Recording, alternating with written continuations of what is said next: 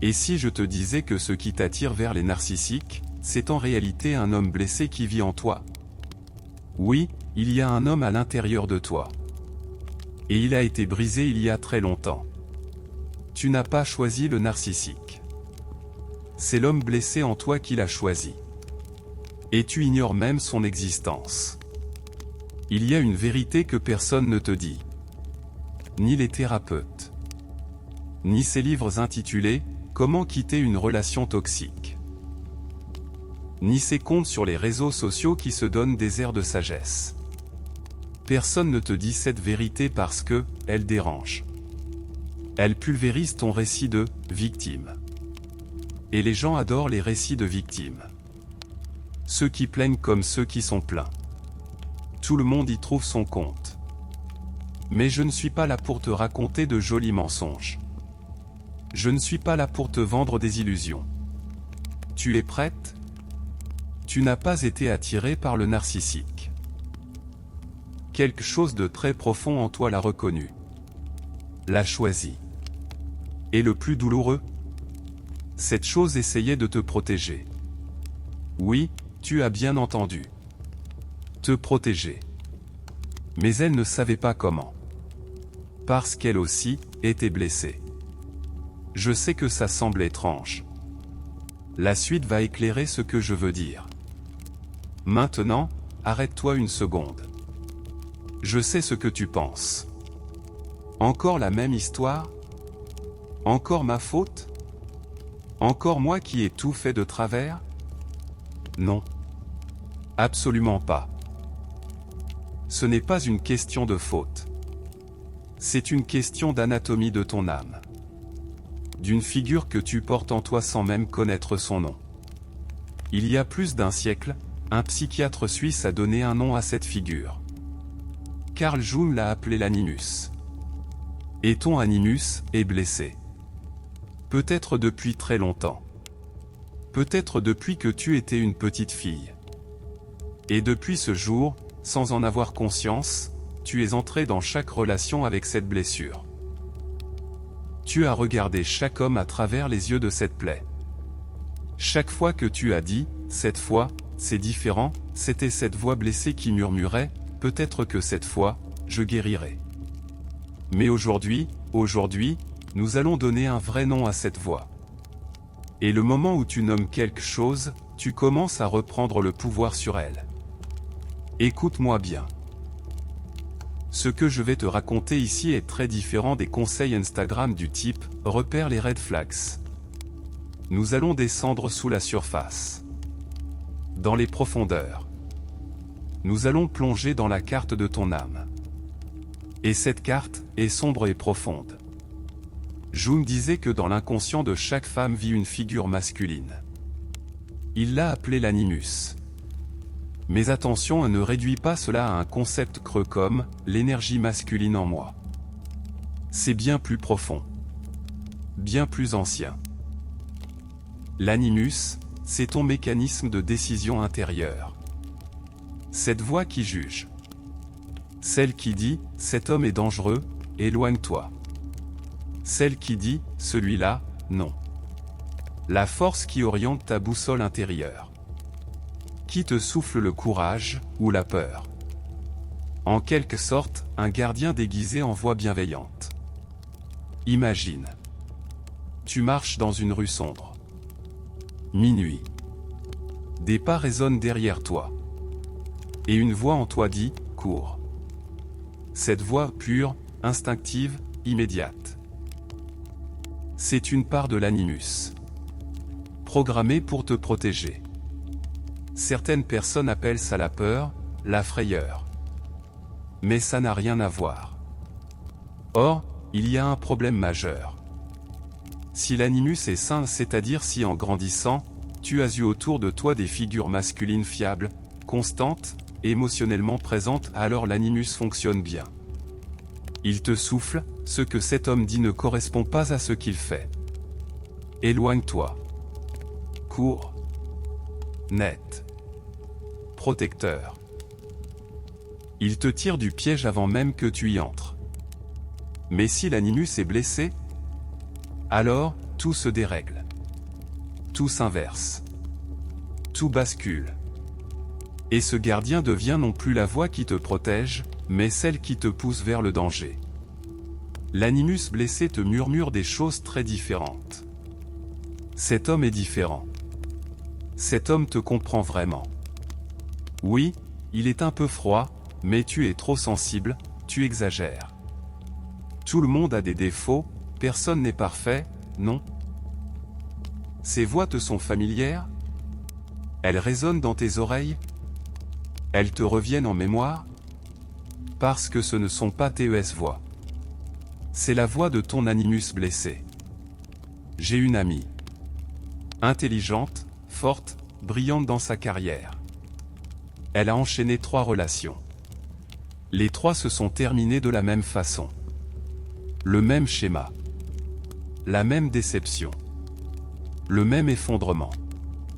Après la 3e, elle m'a dit, c'est comme si je retrouvais le même homme dans des corps différents. Les mêmes mots, les mêmes scènes. Les visages changent mais le scénario, jamais. Et j'ai compris que le problème n'était pas ces hommes. Le problème, c'était cette voix blessée en elle qui disait, oui, au même profil. À chaque fois. Cette voix qui répétait, cette fois, ce sera différent. Et à chaque fois, elle avait tort. Alors, comment l'animus se blesse-t-il? D'où vient cette blessure? Quand commence-t-elle? Comment se perpétue-t-elle? Et comment guérit-elle? Le plus souvent, du père. Mais attends. Ne lis pas cela comme un cliché, un simple problème de père. Ne dis pas, ils accusent toujours le père. C'est bien plus subtil. Bien plus insidieux. Écoute-moi jusqu'au bout et tu me donneras raison. Imagine. Tu es une petite fille. 5 ans. Peut-être 6.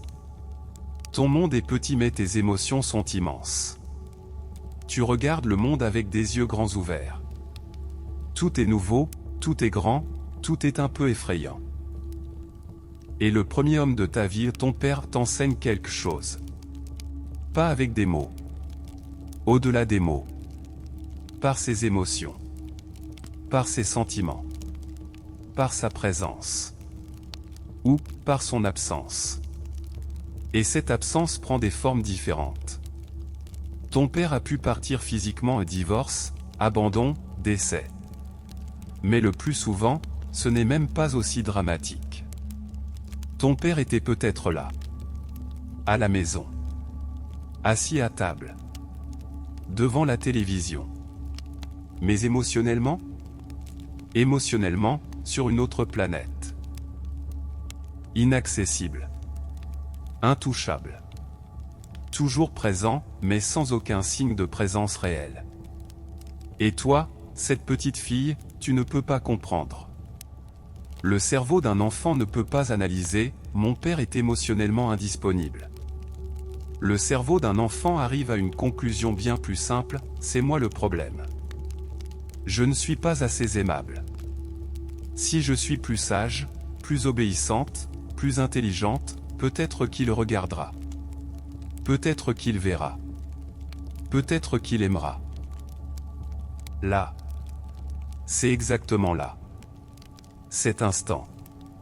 Ce minuscule instant silencieux que personne ne remarque. L'instant où l'animus se blesse. Et cette blessure se transforme en programme. Un code gravé dans ton inconscient. Un algorithme.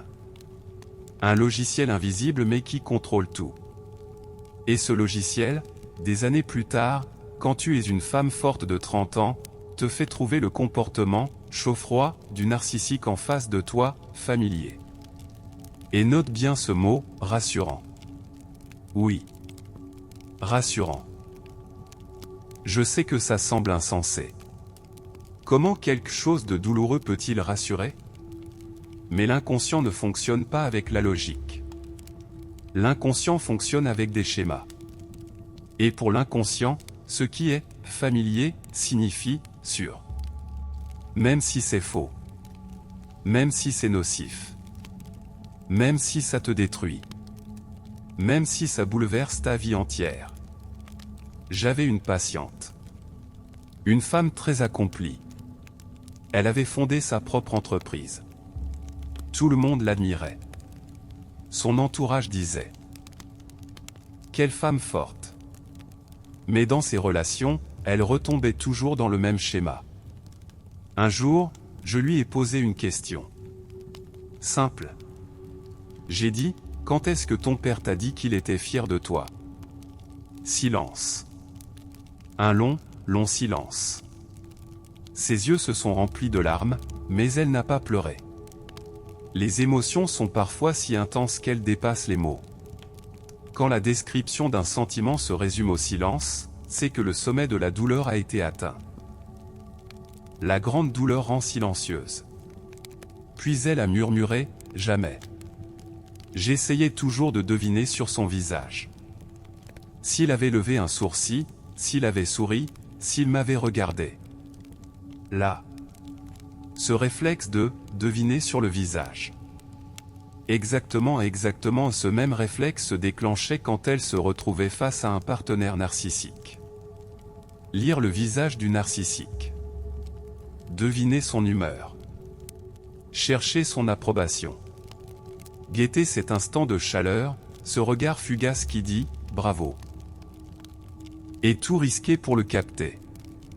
Jung le disait très clairement, l'être humain cherche à l'extérieur ce que son inconscient n'a pas su accomplir. Autrement dit, ton animus blessé cherche à retrouver encore et encore ce père inaccessible. Mais cette fois avec une différence. Cette fois, dans l'espoir de le guérir. Avec la croyance que, cette fois ce sera différent. Avec le rêve que, cette fois, je serai suffisante.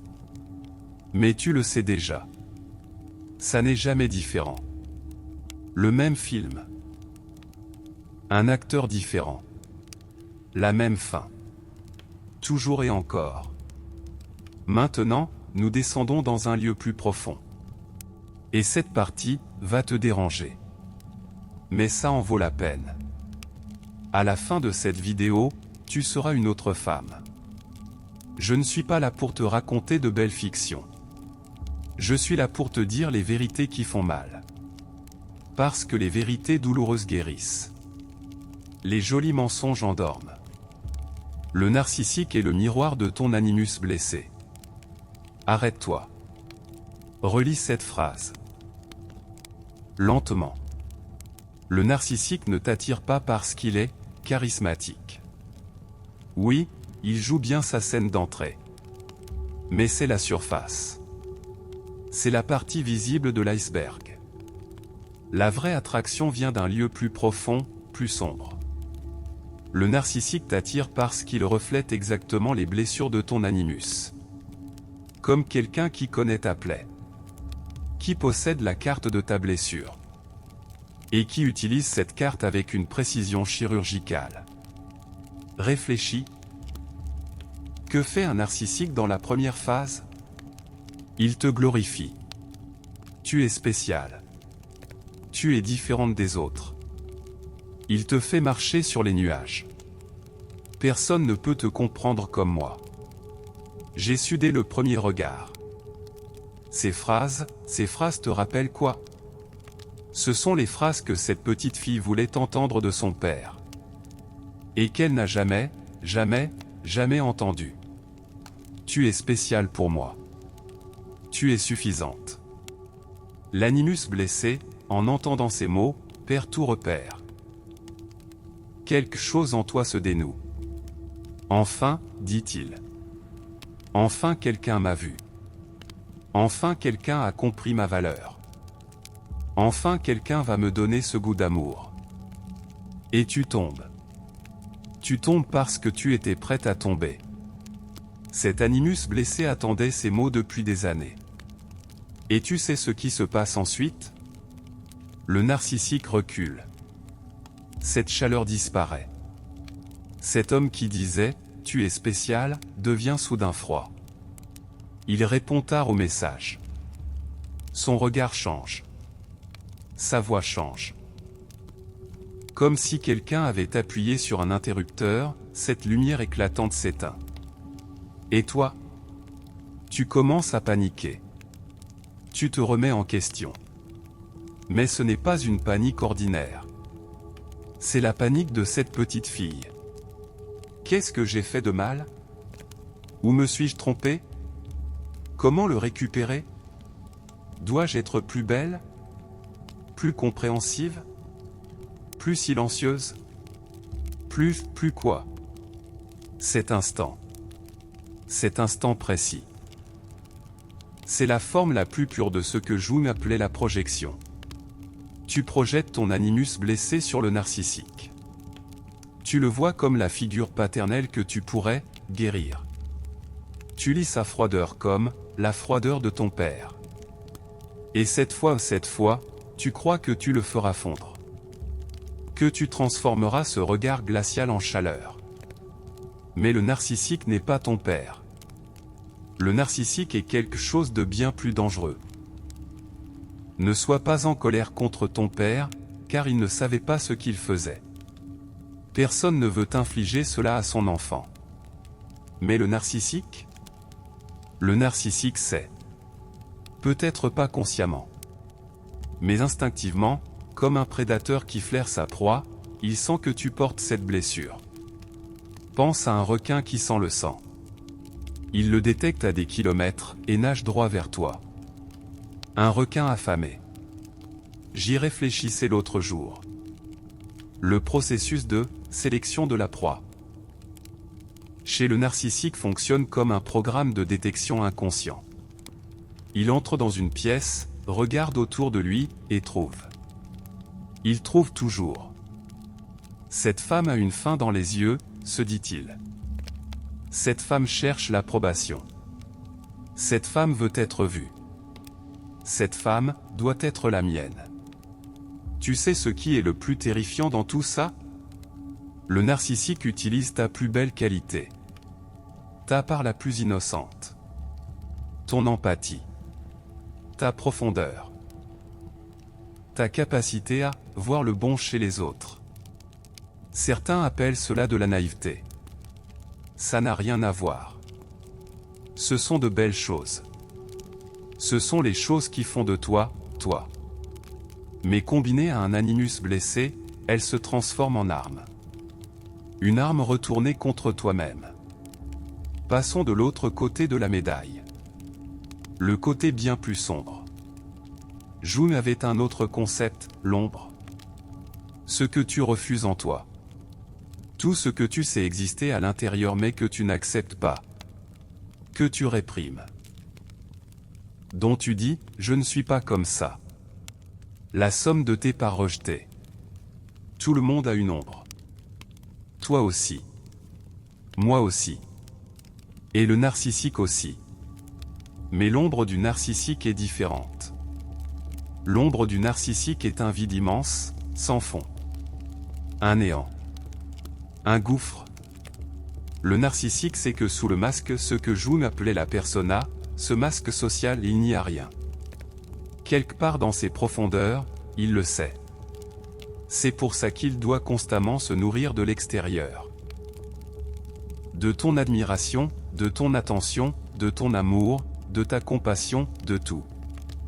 Il doit s'offrir un festin permanent. Pense à un trou noir. Qui engloutit tout autour de lui mais ne se remplit jamais, jamais. Et maintenant, je te pose la question, à partir de tout ce que je t'ai raconté, que contient TON ombre? Je suis certaine que personne ne t'a jamais posé cette question. Tu ne te le laisses peut-être même jamais poser toi-même. Dans ton ombre, il y a la colère. La capacité de poser des limites. Le courage de dire « non ». La volonté de dire « c'est mon droit et je ne le céderai à personne ». Il y a de l'égoïsme. Mais pas l'égoïsme destructeur et repoussant. L'égoïsme sain. Le droit de dire « moi d'abord ».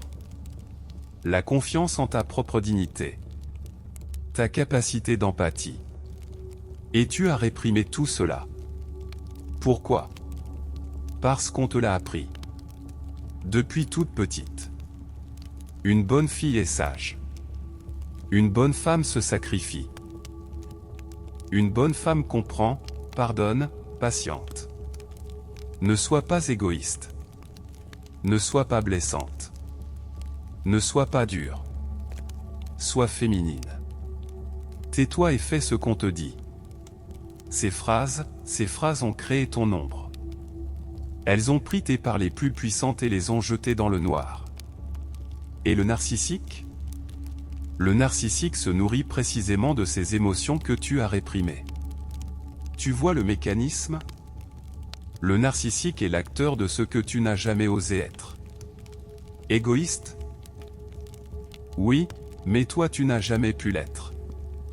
Impitoyable? Oui, mais toi tu n'as jamais pu poser de limites. Manipulateur? Oui, mais toi tu n'as jamais pu faire passer tes intérêts en premier. Tu ne pensais jamais à toi, tu t'oubliais même pour les autres. C'est pour ça qu'il t'attire. Ton inconscient dit, cet homme possède quelque chose que je n'ai pas. Cet homme sait quelque chose que j'ignore. Et il a raison. Mais ce que ton inconscient ne comprend pas, c'est que la version saine de cette chose existe déjà en toi. Simplement enfouie. De l'autre côté de l'iceberg. Repoussée dans les profondeurs de l'ombre. Recouverte. Je connais une femme vraiment forte qui m'a dit un jour, tu sais quand j'admirais le plus mon ex narcissique? Quand il disait non. Quand il posait une limite. Tout le monde lui en voulait, mais moi, j'étais fasciné. Parce que moi, je ne pouvais pas dire non. Et lui, il le faisait avec une telle aisance. Sans que rien ne frémisse en lui. Tu vois? Cette femme admirait chez le narcissique la capacité de poser des limites. Parce que dans sa propre ombre existait la même force, mais elle ne pouvait pas y accéder. Le narcissique était le reflet déformé de sa puissance réprimée. Jung appelait cela une part du processus d'individuation. Reprendre ce qui est dans ton ombre. Cette colère que tu as réprimée. Cet égoïsme. Qui est en réalité une limite saine. Cette froideur, qui est en réalité de l'autoprotection. Les ramener à la lumière. Les embrasser, et en faire un tout avec toi-même. Quand tu fais cela, le sortilège du narcissique se brise. Parce que ce que tu voyais en lui, tu le portes désormais toi-même. Tu n'as plus besoin de lui. Ce sentiment de « pièce manquante » disparaît.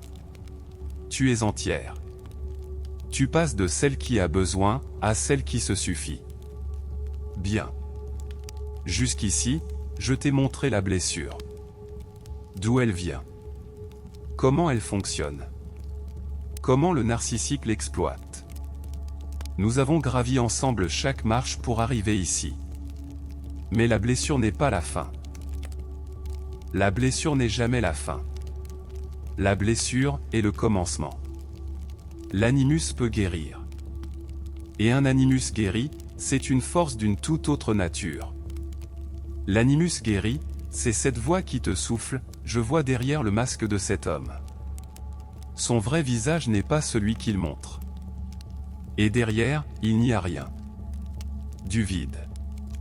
Et ce vide n'est pas mon problème. Court. Net. Sans peur. L'animus guéri ne te protège pas du narcissique, attention, il ne te protège pas. Il te transforme en une femme qui n'a pas besoin du narcissique. Et entre protéger et ne pas avoir besoin, il y a un monde d'écart. Ne pas avoir besoin, c'est devenir une femme que le narcissique craint. Tu sens la différence? Protéger est passif. Se transformer est actif. Protéger est un bouclier. Se transformer, c'est de l'alchimie. Alors, comment l'animus guérit-il? Comment le reprends-tu? La première étape. Et c'est la plus difficile, la plus douloureuse, celle qui demande le plus de courage, c'est la confrontation avec ton père. Pas physiquement. Je ne parle pas d'aller frapper à sa porte pour dire « Pourquoi tu ne m'as pas aimé ?» Je parle d'une confrontation de l'âme. Identifier ce que cette petite fille voulait recevoir de son père et n'a jamais reçu. Le nommer. Et ensuite, te le donner toi-même. Ce n'est pas aussi simple que de se regarder dans le miroir et dire « Tu as de la valeur ». C'est bien plus profond. C'est s'asseoir avec cette ancienne douleur. La ressentir. Ne pas la fuir. Laisser tes yeux se remplir. Laisser cette petite fille pleurer. Imagine cette petite fille devant toi. Serre-la fort dans tes bras. Et ensuite, pour tout ce qui s'est passé, pour l'avoir négligé, demande-lui pardon. Et puis, sans te presser, laisse partir. J'ai traversé cela moi aussi. Affronter ma propre ombre n'a pas été facile. Accepter que les parts que j'appelais « mauvaises » étaient en réalité des parts qui me protégeaient, ça a pris du temps. Mais une fois que je l'ai accepté, quelque chose a changé. J'ai commencé à voir les masques des gens en face de moi. Parce que j'avais retiré le mien. Et quand tu n'as plus de masque, celui des autres ne peut plus te tromper. C'est tellement apaisant, et ça procure un sommeil si serein la nuit. Quand tu feras ce que je te dis, tu vivras cela aussi, et tu me donneras raison. Jung disait, la prise de conscience déclenche la transformation. Simplement voir. Simplement nommer. Mon animus est blessé. Parce que mon père était émotionnellement absent. Et j'ai vécu avec cette blessure pendant des années. Dire ces mots, ou même simplement les penser, c'est déjà une révolution en soi. La deuxième étape et celle-ci demande encore plus de courage. C'est faire la paix avec ton ombre. Reprendre cette colère réprimée. Assumer cet égoïsme, qui est en réalité une limite saine.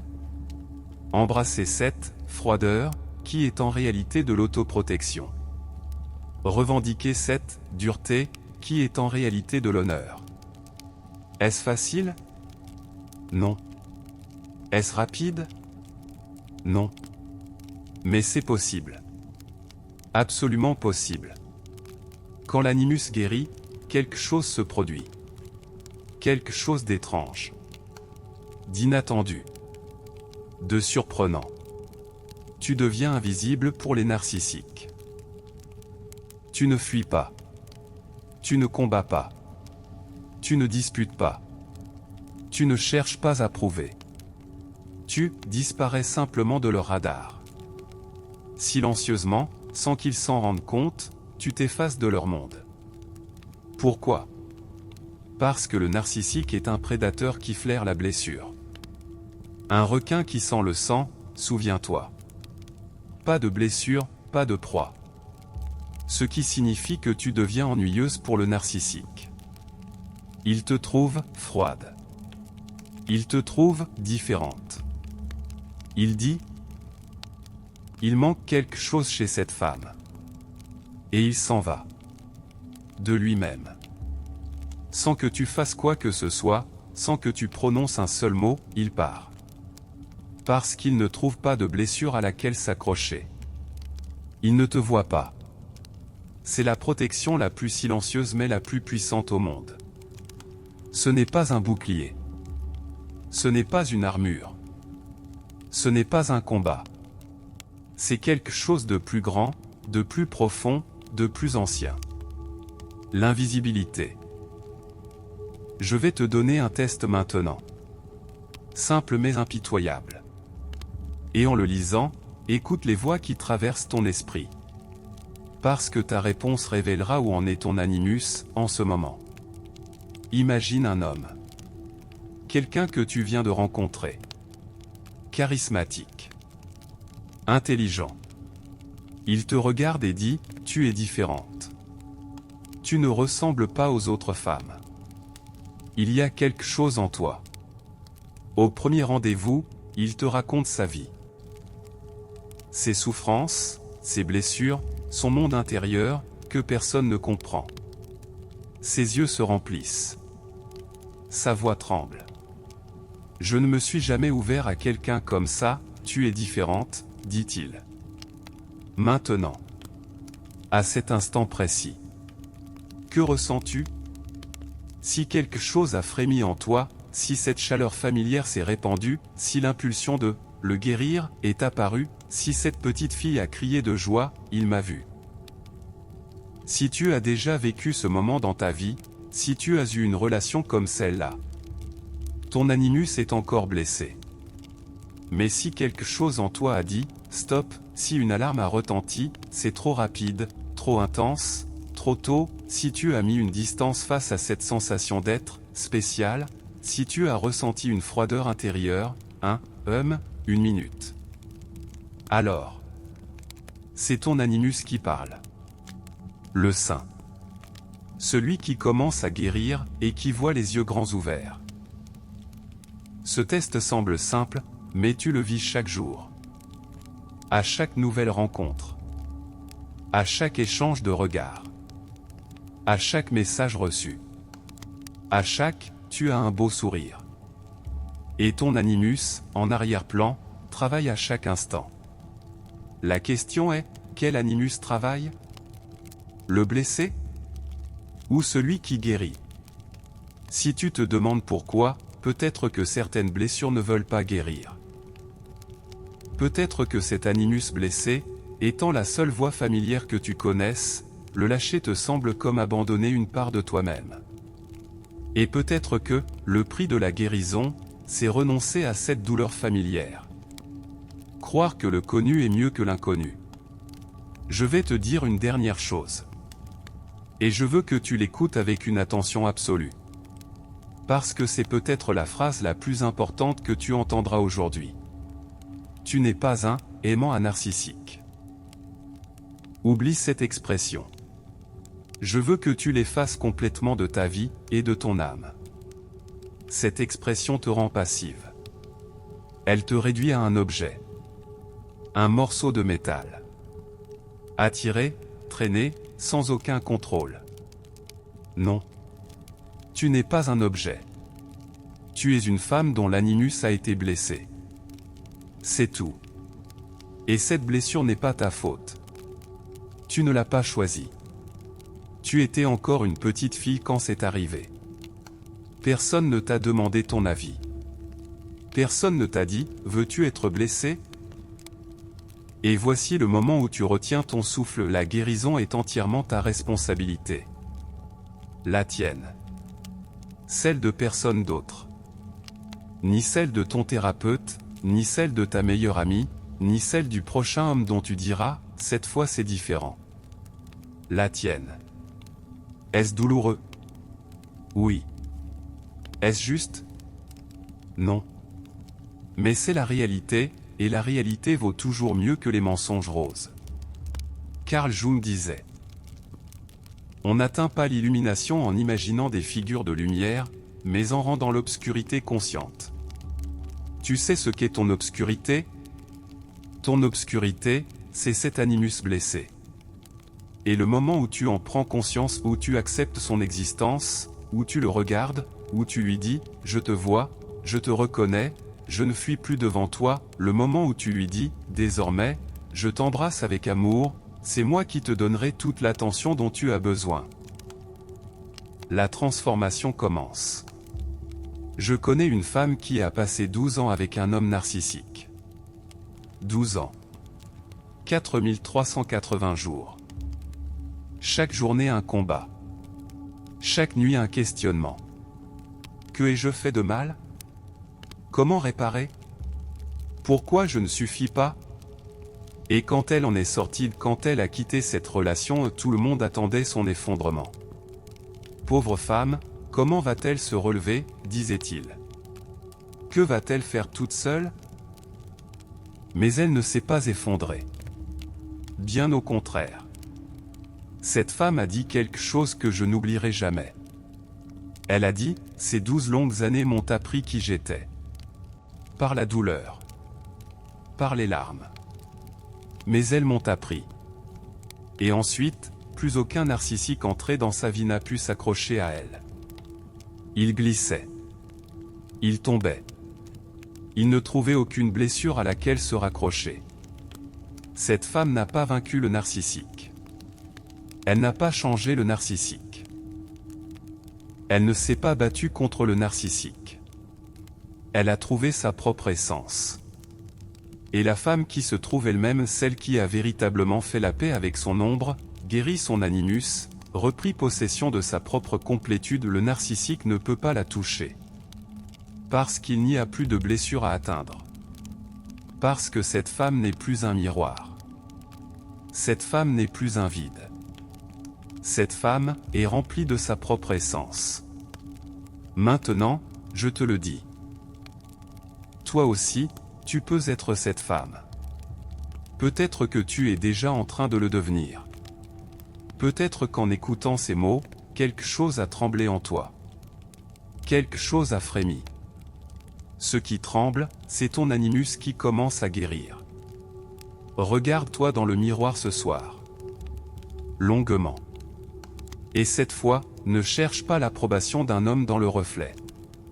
Ne cherche pas le sourire d'un père. Ne cherche pas un narcissique qui te dise « tu es spécial ». N'aie besoin du regard de personne. Dans le reflet, vois seulement toi. Brisée. Blessée. Forte. Entière. Tout cela en même temps. Tout cela, c'est toi. Parce que tu n'es plus l'ombre de quelqu'un d'autre. Tu n'es plus le miroir de quelqu'un d'autre. Tu n'es plus la proie de quelqu'un d'autre. Tu sais, vers la fin de sa vie, Jung a dit quelque chose. Très peu de gens le savent. Il a dit, la plus grande découverte de ma vie a été de rencontrer l'étranger en moi. L'étranger en soi. Pour toi, cet étranger. C'est ton animus blessé. Tu as vécu des années dans le même corps que lui sans le connaître. Tu as pris sa voix pour la tienne. Ses peurs pour tes peurs. Ses choix pour tes choix. Mais maintenant, tu sais. Maintenant, tu le vois. Et le moment où tu le vois, il n'est plus un étranger. Il n'est plus un ennemi. Il n'est plus une malédiction qui te tire vers l'obscurité. Il est le commencement de ton histoire de guérison. Et celle qui écrira cette histoire, ce sera toi. Pas le narcissique. Pas ton père. Pas ton passé. Toi, et la petite fille innocente qui vit en toi.